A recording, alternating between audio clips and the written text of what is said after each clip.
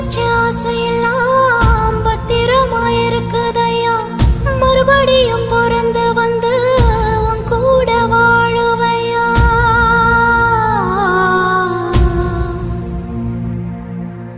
புத்தி வச்ச ஆசையெல்லாம்